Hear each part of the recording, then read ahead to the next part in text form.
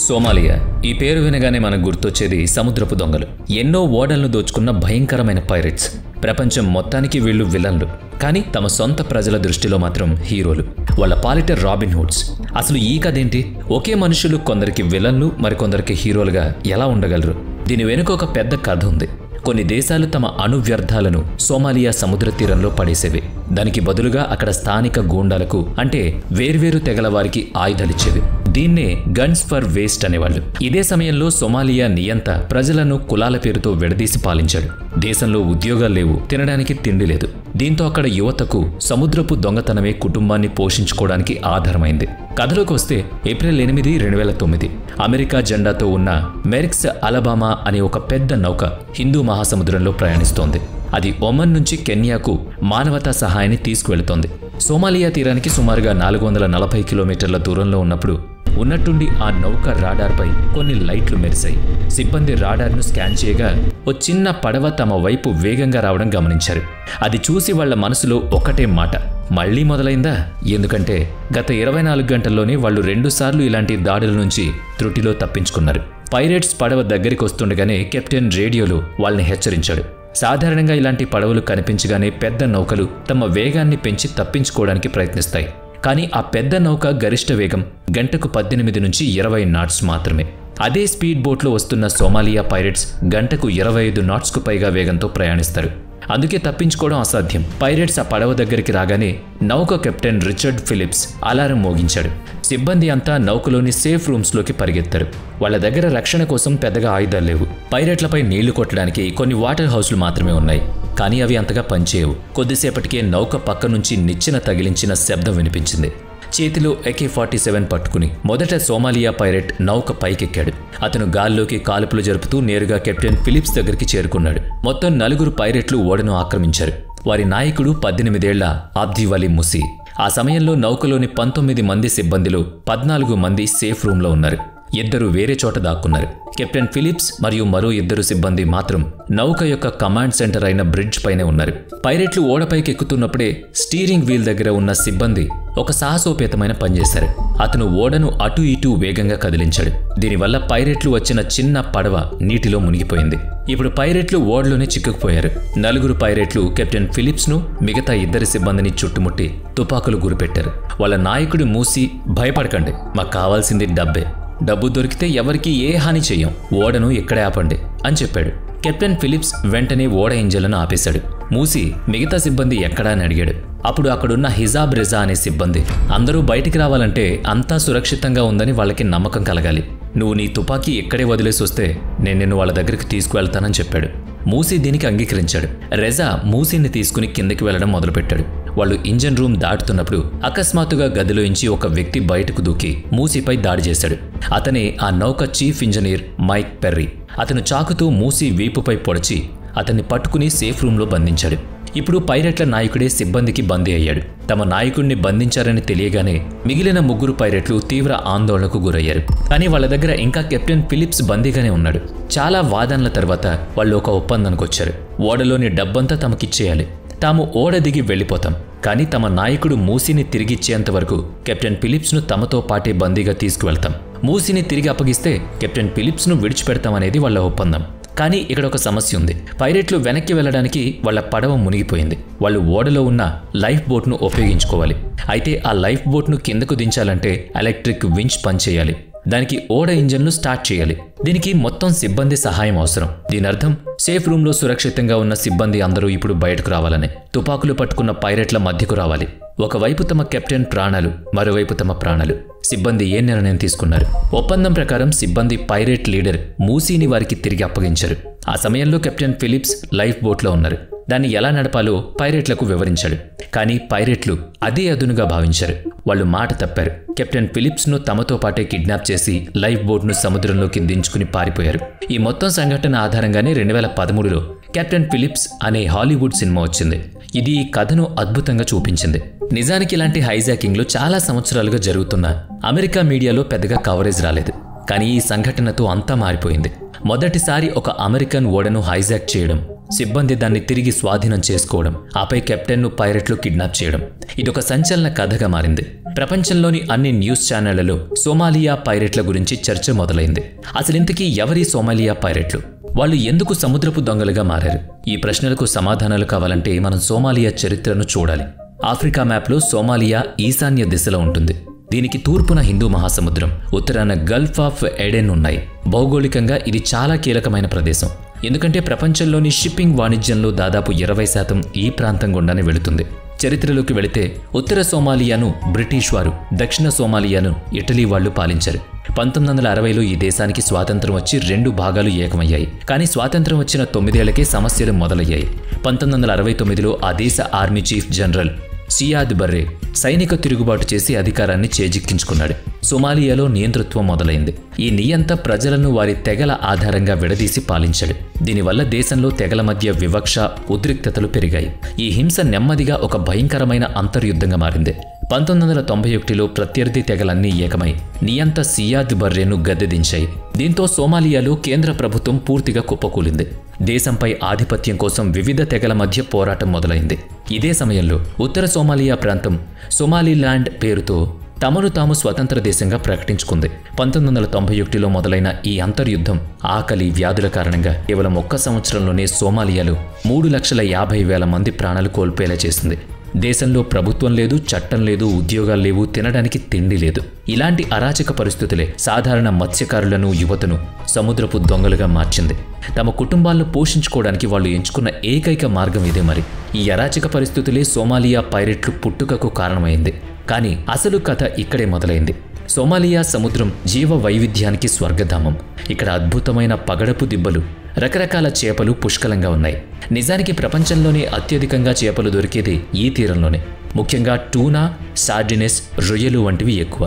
దేశంలో ప్రభుత్వం కూలిపోయి అస్థిరత పెరిగినప్పుడు విదేశీ షిప్పింగ్ కంపెనీలకు ఇది ఒక సువర్ణావకాశంగా మారింది. దేశ తీరాల్ని కాపాడాల్సిన కోస్ట్ గార్డ్స్ వ్యవస్థ కూడా నాశనం అవ్వడంతో సోమాలియా సముద్ర జలాలు ఎవరైనా వచ్చి దోచుకోవడానికి సిద్ధంగా తెరుచుకున్నాయి. ప్రపంచం నలుమూలల నుంచి షిప్పింగ్ ఓడలు అక్రమంగా వచ్చి సోమాలియా సముద్ర సంపదను కొల్లగొట్టడం మొదలుపెట్టాయి. దీనివల్ల అక్కడ స్థానిక మత్స్యకారుల జీవనోపాధి దెబ్బతింది. 2006 ఐక్యరాజ్య సమితి నివేదిక ప్రకారం ప్రతి సంవత్సరం దాదాపుగా $300 మిలియన్ విలువైన సముద్ర ఉత్పత్తులను సోమాలియా తీరం నుంచి దొంగిలిస్తున్నారు. ఈ విదేశీ ఓడలు ఎక్కువ చేపలు పట్టడానికి స్టీల్తో చేసిన భారీ డ్రాగ్ షిప్పింగ్ నెట్స్ను ఉపయోగిస్తున్నాయి. ఇవి సముద్రపు అడుగు భాగాన్ని దున్నేస్తూ పగడపు దిబ్బలను నాశనం చేసేవి. ఇవి కేవలం చేపలనే కాదు, సోమాలియా మత్స్యకారుల భవిష్యత్తును కూడా నాశనం చేశాయి. ఈ పెద్ద ఓడలతో పోటీపడే టెక్నాలజీ పేద దేశమైన సోమాలియా మత్స్యకారులకు లేదు.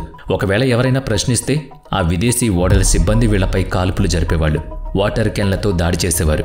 ఇది సమస్యలో ఒక భాగం మాత్రమే సుమా. ఇదే సమయంలో విదేశీ కంపెనీలు సోమాలియా తీరాన్ని ఒక చెత్త కుండీలా మార్చాయి. అవి తమ ఫ్యాక్టరీ నుంచి తీసుకొచ్చిన వ్యర్థాలను అక్కడే కుమ్మరించేవి. 1980ల నుంచే యూరోపియన్ కంపెనీలు యురేనియం, లెడ్, కాడ్మియం, మెర్క్యూరీ వంటి విషపూరిత పదార్థాలను ఉత్తర సోమాలియాలో పడేయడం మొదలుపెట్టాయి. 1991లో ప్రభుత్వం పడిపోయాక ఇది మరింత పెరిగింది. మొదట భూమిపై పడేసిన వ్యర్థాలను ఆ తర్వాత నేరుగా సముద్రంలోనే కలపడం మొదలుపెట్టారు. జర్మన్, ఫ్రెంచ్, ఇటాలియన్ అణు విద్యుత్ కేంద్రాలు మరియు ఆసుపత్రుల వ్యర్థాలు కూడా సోమాలియా సముద్రంలో కలిసిపోయేవి. అందులో ప్రధానంగా ఎయిర్, ఇది స్విస్ కంపెనీ, మరియు ప్రోగ్రెసో అనే ఇటాలియన్ కంపెనీల పేర్లు బయటపడ్డాయి. కాగితాలపై ఇవి వేస్ట్ మేనేజ్మెంట్ కంపెనీలు, కానీ నిజానికి అవి వేస్ట్ ట్రాఫికింగ్ అంటే చెత్త అక్రమ రవాణా చేసేవి. ఎందుకంటే యూరోప్లో చట్ట ప్రకారం వ్యర్థాలను నిర్వీర్యం చేయడానికి అయ్యే ఖర్చుతో పోలిస్తే సోమాలియాలో అక్రమంగా పడేయడానికి అయ్యే ఖర్చు 400 రెట్లు తక్కువ. ఐక్యరాజ్య సమితి ప్రకారం యూరోప్లో 1 టన్ను వ్యర్థాలను శుద్ధి చేయడానికి $1000 ఖర్చయితే సోమాలియా సముద్రంలో పడేయడానికి కేవలం $2.5 మాత్రమే ఖర్చవుతుంది. అయితే ఈ భయంకరమైన పనిలో స్థానిక ప్రజల ప్రమేయం లేదా అంటే ఉంది. ఈ విదేశీ కంపెనీలు తరచుగా స్థానిక వార్ లార్డ్స్తో అంటే వివిధ తెగల గూండా నాయకులతో కాంట్రాక్ట్ చేసుకుంటుంది. ఆ గూండాలకు ఆయుధాలిచ్చేవాళ్ళు, బదులుగా వారి ప్రాంతంలో వ్యర్థాలు పారబోయడానికి అనుమతి తీసుకునేవాళ్ళు. దీనికి గన్స్ ఫర్ వేస్ట్ అని పేరు పెట్టారు. ఈ విదేశీ కంపెనీలకు ఇది డబుల్ ప్రాఫిట్ వ్యాపారం. వాళ్ళు తమ ఓడల్లో విష వ్యర్థాలను తీసుకొచ్చి సోమాలియాలో పడేసేవాళ్ళు. తిరిగి వెళ్లేటప్పుడు అవే ఓడలో అక్రమంగా వేటాడిన టూనా చేపల్ని నింపుకెళ్లేవాళ్ళు. ఈ మొత్తం వ్యవహారంలో ఇటాలియన్ మాఫియా ప్రమేయం కూడా ఎక్కువగా ఉంది. 1994లో ఇలారియా అల్పి అనే ఒక ఇటాలియన్ టీవీ జర్నలిస్ట్ మరియు కెమెరామెన్ మిరాన్ హ్రోవట్ ఇదే విషయంపై దర్యాప్తు చేస్తుండగా హత్య చేయబడ్డారు. ఈ జర్నలిస్టులు గన్స్ ఫర్ వేస్ట్ వాణిజ్యానికి సంబంధించి చాలా సాక్ష్యాలు సేకరించారు. బహుశా అందుకే వాళ్ళు హత్య చేయబడ్డారు. తర్వాత ఫ్రాన్సిస్కో ఫోంటి అనే ఒక మాఫియా సభ్యుడు తాము ఇటలీ నుంచి సోమాలియాకు విష వ్యర్థాలను పంపామని, ఈ విషయాన్ని చూసి చూడనట్లు వదిలేయమని పెద్ద రాజకీయ నాయకులకు మరియు ఇటాలియన్ శాంతి పరిరక్షణ దళాలకు చెప్పామని ఇటాలియన్ పరిశోధకులకు వెల్లడించారు. ఈ వ్యవహారంలో రష్యా, జర్మనీ, అమెరికా వంటి దేశాలు కూడా పాలు పంచుకున్నాయి. డిసెంబర్ 2004లో హిందూ మహాసముద్రంలో ఒక భయంకరమైన సునామీ వచ్చింది. ఈ సునామీ కారణంగా సోమాలియా సముద్రంలో పడేసిన విష వ్యర్థాల కంటైనర్లు పగిలిపోయాయి. ఫలితంగా ఆ విష వ్యర్థాలన్నీ సోమాలియా తీరానికి కొట్టుకొచ్చాయి. సోమాలియాలో సునామీ వల్ల సుమారుగా 150 మంది ప్రాణాలు కోల్పోగా ఆ కొద్దిపాటి మంచినీటి వనరులు కూడా విషపూరితమయ్యాయి. దీనివల్ల చాలా గ్రామాల్లో ప్రజలు అనారోగ్యం పాలయ్యారు.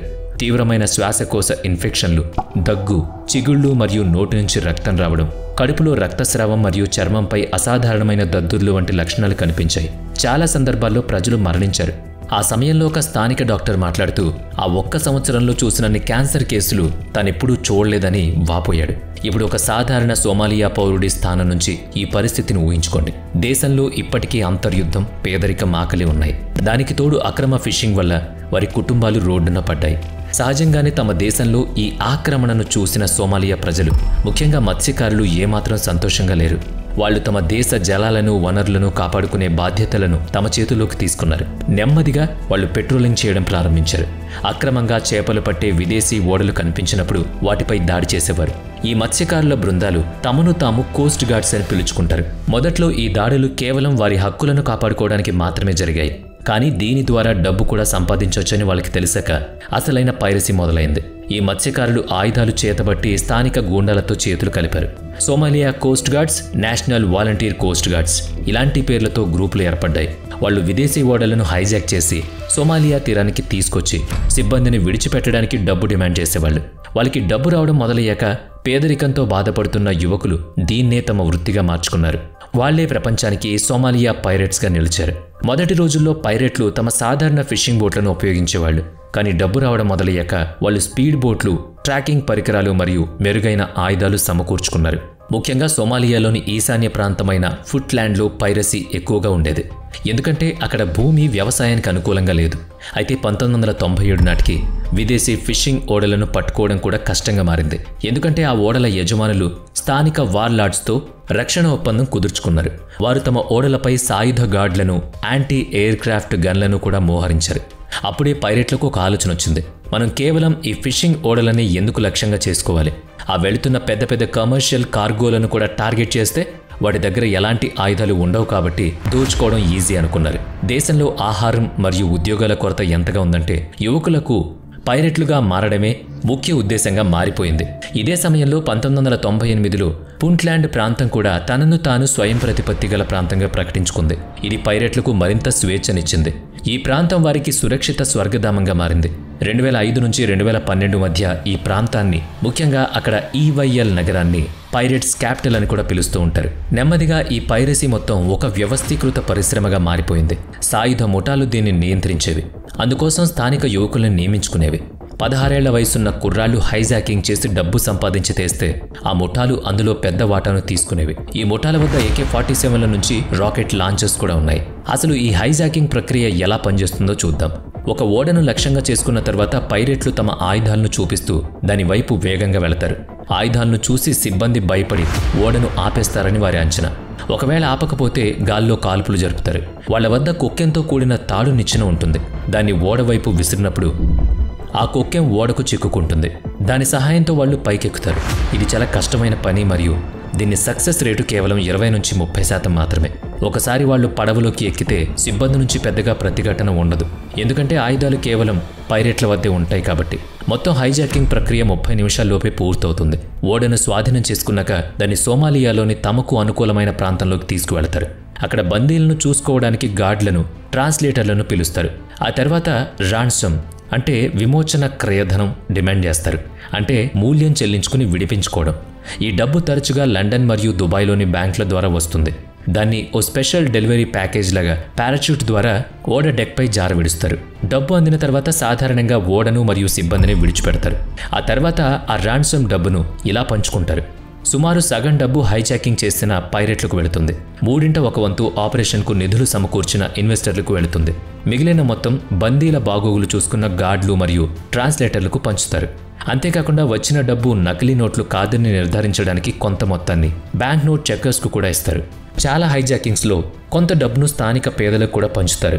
ఇక తమ చర్యలను సమర్థించుకోవడానికి పైరెట్లు ఇలా అనేవాళ్లు: మాకు పన్నులు వసూలు చేసే కేంద్ర ప్రభుత్వం లేదు, కాబట్టి ఈ ఓడల్ని హైజాక్ చేసి రాన్సమ్ తీసుకోవడం ఒక రకమైన పన్ను వసూలే అంటారు. బదాద్ ఇన్ బదాద్ అని పిలుచుకుంటారు. దీని అర్థం సముద్ర రక్షకులు అని.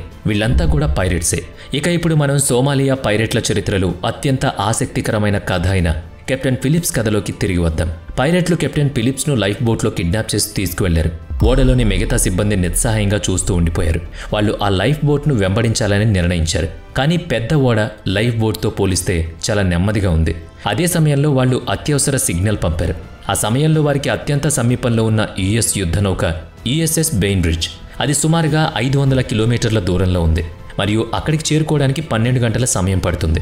12 గంటల తర్వాత ఆ యుద్ధ నౌక పైరెట్ల లైఫ్ బోట్ను చేరుకుంది. కెప్టెన్ ఫిలిప్స్ ఇంకా వారి వద్ద బందీగా ఉన్నాడు. యుఎస్ఎస్ బెయిన్బ్రిడ్జ్ ఆ లైఫ్ బోట్ను వెంబడించడం మొదలుపెట్టింది. దాంతోపాటు ఈ యుఎస్ఎస్ నేవీకి చెందిన మరో 2 నౌకలు యుఎస్ఎస్ హాలిబర్టన్ మరియు యుఎస్ఎస్ బక్సర్ కూడా అక్కడికి రావడం మొదలుపెట్టాయి. అసలు కార్గో షిప్ అయిన మెక్స్ అలబామాను మిగిలిన సిబ్బంది సురక్షితంగా ఉండేందుకు కెన్యా వైపు పంపారు. మరోవైపు యుఎస్ నేవీ నౌకలు పైరెట్లతో చర్చలు ప్రారంభించాయి. పైరెట్లు కెప్టెన్ ఫిలిప్స్ను విడిచిపెట్టాలంటే తమకు $2 మిలియన్ కావాలని, లేకపోతే అతన్ని చంపేస్తామని బెదిరించారు. మరుసటి రోజు ఉదయం పైరెట్లు నిద్రలో ఉండడం గమనించి కెప్టెన్ ఫిలిప్స్ తప్పించుకోవడానికి నీటిలోకి దూకేశాడు. కానీ శబ్దం విని పైరెట్లు మేల్కొని గాల్లో కాల్పులు జరిపి అతన్ని మళ్లీ పట్టుకున్నారు. 3 రోజుల పాటు ఇదే ఉద్రిక్తత కొనసాగింది. యుఎస్ నేవీ వారికి డబ్బులు ఇవ్వకుండా లైఫ్ బోట్ ఇంధనాన్ని వృధా చేయడం, హెలికాప్టర్తో దాన్ని అడ్డుకోవడం వంటి ఎత్తుగళ్లతో వాళ్ళని నిలువరించే ప్రయత్నం చేసింది. ఇంతలో పైరెట్ల నాయకుడు మూసీ చేతికి అయిన గాయానికి ఇన్ఫెక్షన్ సోకడంతో అతను యుఎస్ నేవీ సహాయం కోరాడు. నేవీ సీల్స్ బృందం లైఫ్ బోట్ వద్దకు వచ్చి చికిత్స కోసం మూసీని తమ నౌకలోకి తీసుకువెళ్ళింది. చికిత్స తర్వాత కెప్టెన్ ఫిలిప్స్ను విడిచిపెట్టమని మూసీని కోరారు. మూసీ తిరిగి లైఫ్ బోట్లోకి వెళ్లి మిగతా పైరెట్లకు అదే విషయం చెప్పాడు. కానీ వాళ్ళు నిరాకరించారు. అదే సమయంలో బలమైన గాలుల వల్ల లైఫ్ బోట్ యుఎస్ నేవీ నౌకకు చాలా దగ్గరగా వచ్చింది. పైరెట్లు మళ్లీ తమ డిమాండ్లు నెరవేర్చకపోతే కెప్టెన్ను చంపేస్తామని బెదిరించారు. ఇదే సరైన సమయం అని భావించిన నేవీ స్నైపర్లు తమ తుపాకులను లోడ్ చేసి ఒక్కసారిగా 3 పైరెట్లను కాల్చి చంపారు. ఈ విధంగా కెప్టెన్ ఫిలిప్స్ రక్షించబడ్డాడు. దీంతో టాస్క్ ఫోర్స్ 151 అనే అంతర్జాతీయ నావికా దళాన్ని ప్రారంభించారు. అప్పటినుంచి European union, NATO, China, Russia మరియు భారతదేశం కూడా తమ యుద్ధ నౌకలను పంపడం మొదలుపెట్టింది. అయితే ఈ పైరెట్లను అంతం చేయడంలో అత్యంత ప్రభావవంతమైన మార్పు వాణిజ్య నౌకలపై సాయుధ సెక్యూరిటీ గార్డులను నియమించడం. సాయుధ గార్డులు ఉండడంతో హైజాక్ చేయడం చాలా కష్టంగా మారింది. సాయుధ గార్డులు ఉన్న ఒక్క వాణిజ్య నౌక కూడా ఇప్పటి వరకు హైజాక్ కాలేదు.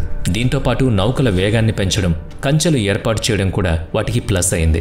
చాలా సంవత్సరాల తర్వాత డిసెంబర్ 14, 2023న ఎంవి రుయన్ అనే కార్గో నౌకను మళ్లీ హైజాక్ చేశారు. మార్చి 2024లో ఇండియన్ నేవీ 40 గంటల ఆపరేషన్ తర్వాత బందీలను రక్షించింది. 35 మంది పైరెట్లు లొంగిపోయారు. మార్చి 23న ఈ పైరెట్లను ముంబైకి తీసుకొచ్చి విచారణ కోసం ముంబై పోలీసులకు అప్పగించారు. కానీ దాడులు ఆగలేదు. మార్చి 12, 2024న బంగ్లాదేశ్కు చెందిన ఒక ఓడను హైజాక్ చేసి 1 నెల తర్వాత $5 మిలియన్ రామ్స్తో విడిచిపెట్టారు. ఇలాంటి కథలే నైజీరియాలో కూడా మనకు కనిపిస్తాయి. గల్ఫ్ ఆఫ్ గినియా పేర్లకు కొత్త హాట్స్పాట్గా మారింది. ఇక్కడ నైజీరియన్ పైరెట్లు ఆయిల్ ట్యాంకర్లను కొల్లగొడుతూ ఉంటారు. ఇలా ఒకటేంటి, ప్రతి చోట ఇలా సముద్రపు పైరెట్లు రెచ్చిపోవడానికి కారణం వాళ్ళ దయనీయ పరిస్థితి కావచ్చు, లేదంటే అక్కడ అంతర్యుద్ధాలు కూడా కావచ్చు. మరి ఈ పైరెట్లపై మీ కామెంట్ ఏంటి? వాళ్ళు హీరోలా లేదంటే విలన్లా? వీడియో నచ్చితే లైక్ చేయండి, షేర్ చేయండి. ఇప్పటి వరకు మన ఛానల్ని సబ్స్క్రైబ్ చేయనట్లయితే ఇప్పుడే సబ్స్క్రైబ్ చేసుకుని పక్కనే ఉన్న బెల్ ఐకాన్పై క్లిక్ చేయండి. నెక్స్ట్ వీడియోలో మళ్ళీ కలుద్దాం. Thanks for watching.